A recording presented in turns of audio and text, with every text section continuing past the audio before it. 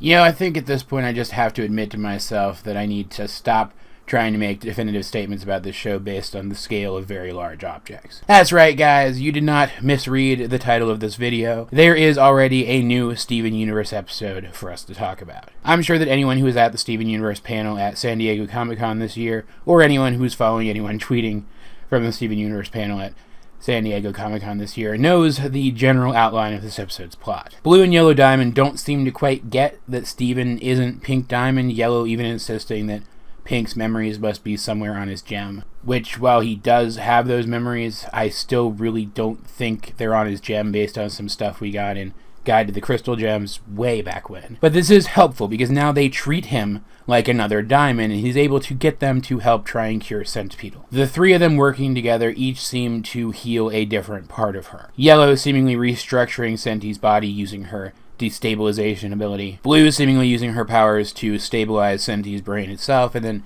Steven using his healing abilities as a bridge to calm the psyche written down on that brain. It's interesting though, because they all target her physical body, which isn't really what she is. Her gem is what she is. But the three of them don't seem to be able to do this through the gem, just through the body, which means they're working backwards from the projection back to the information that the projection is based on, which still makes me wonder if there isn't a better way to do this that focuses on the information on the gem, and maybe that's what they're actually looking for in this episode. They just don't actually make it clear. But Yellow does point out that if all four of the diamonds work together, they could probably reverse this permanently. Because that's the thing, when they take their hands off of Centipedal, or Nephrite, we now know for sure, 100%, that she is a Nephrite, and that her commander was a Hessonite, which is super exciting. When they take their hands off of her, she reverts back to her centipedal form. But Yellow suggests that if White was there too, they could undo this for good, but Blue thinks that's a terrible idea because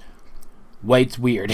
I mean, I'm paraphrasing, but White is weird. The other crystal gems seem to be very against the idea of talking to White Diamond too, even saying that she's not like even the other diamonds. She's something different. But Steven insists that they go, and takes Blue and Yellow back to Rose's stash out in the desert to try to look for her ship, not realizing that the giant pink structures that he seems to think are pyramids are actually parts of her ship. And the diamonds are super funny in this scene, like Yellow in particular, because you can tell that she's just waiting for the realization to come. Like Steven is talking about fanning out and looking for the ship, despite the fact that he's standing right next to it. And I've got to imagine that Pink probably did stuff that was just that goofy back in the day, and Yellow is just kind of wondering if maybe it would have been better if they hadn't found Pink again at this point.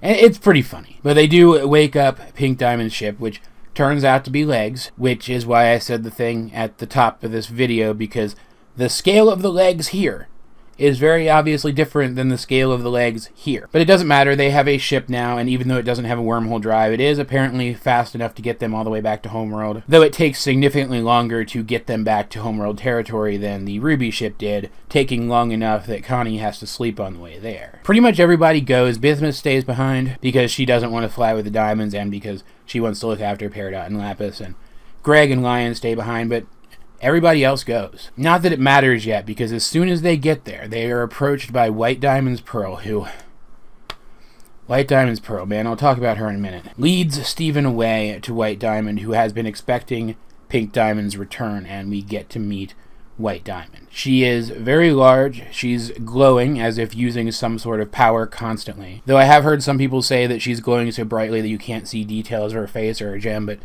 that's not true. They're barely there. You can barely see them in some shots.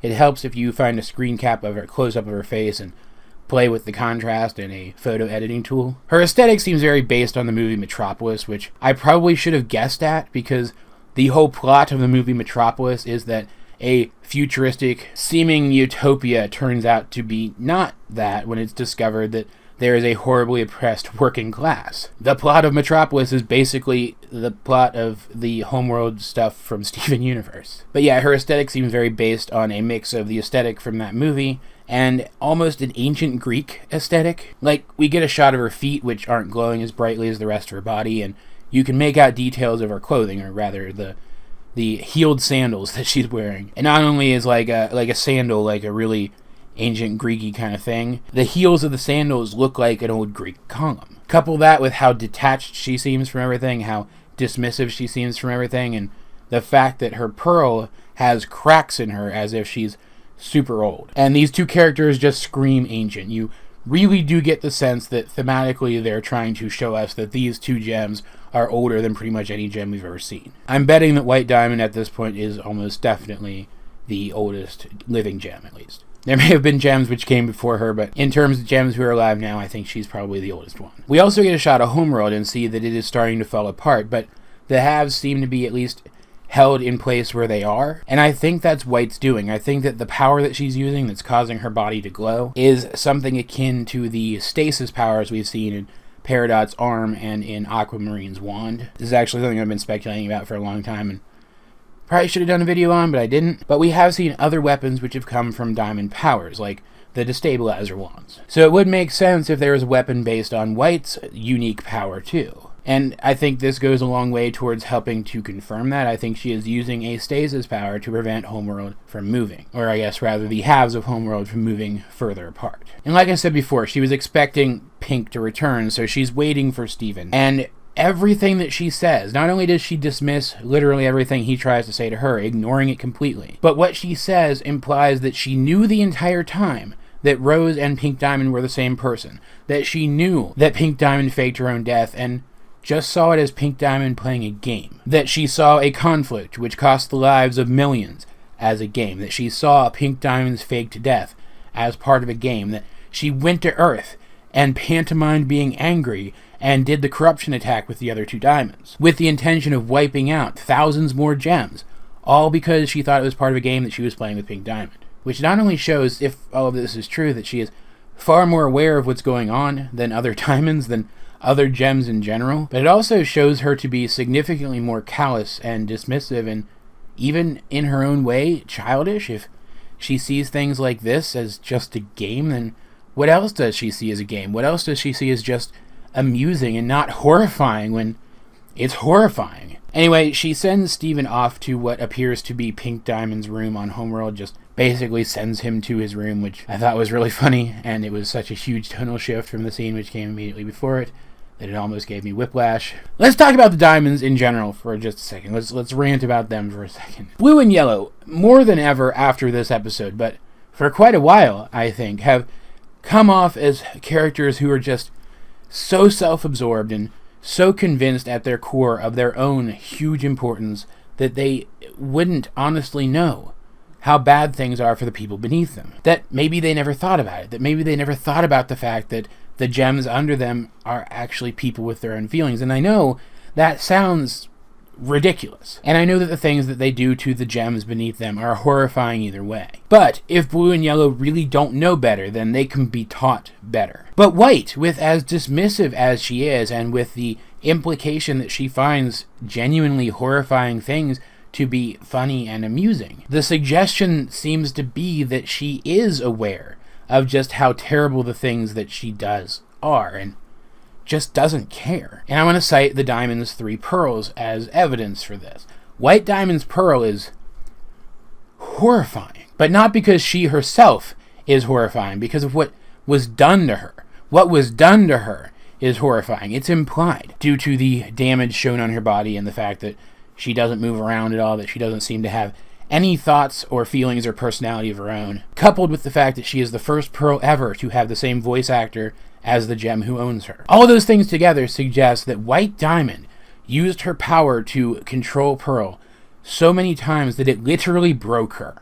That it literally broke the information on her gem and killed who that Pearl once was, replacing it with some dumbed-down, simplified version of White's own personality. Her body being a projection of the information on her gem, having cracks in it, is proof enough of that, for me. But if you look at Yellow's Pearl and Blue's Pearl, they are still slaves. I mean, don't get me wrong, that's still horrible, and they shouldn't be that. But they have their own personalities, they have their own quirks, they have their own thoughts and feelings and likes and desires, and Blue and Yellow, while they still command their pearls and expect total obedience from them, seem to allow those things. White is just so far beyond anything that we've ever encountered at this point. She's something else entirely. The crystal gems were right. And I'm going to be reiterating most of this stuff along with some additional thematic stuff in my next theory video, which I had already planned before this episode came out. I just have more stuff to put in it now. And that video is going to come to this same conclusion, but I think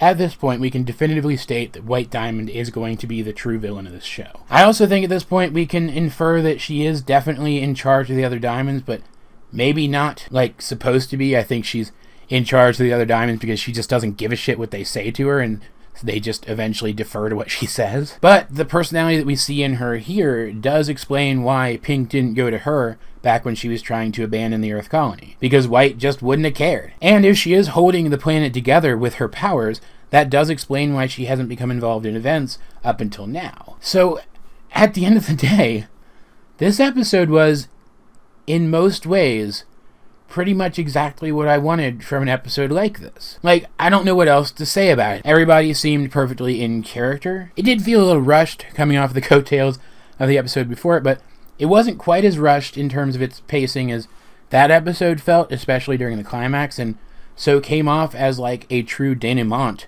to that episode. If you had tacked this episode at the end of Reunited and called this like the final act of Reunited, I'd totally buy that. And the reveal of White Diamond was just perfect. It answered just the right questions and brought up just the right new ones. I believe that Blue and Yellow Diamond can change. I don't believe that White Diamond can. And that's where the themes of this show seem to have been taking us for a long time now. It fits so perfectly. I have no criticisms, no legitimate ones anyway, none that aren't nitpicks. Like, there are still episodes that came before this that affected me in more profound ways than this one did, but I think, like, thematically, structurally, this might be, like, a perfect episode of this show. I'm even not too pissed about the fact that we're gonna be getting another hiatus after this, because this is the first, I'm assuming this is the season finale, this is the first season finale of this show that has felt like a proper stopping point. Like, we could go for a full between seasons break and not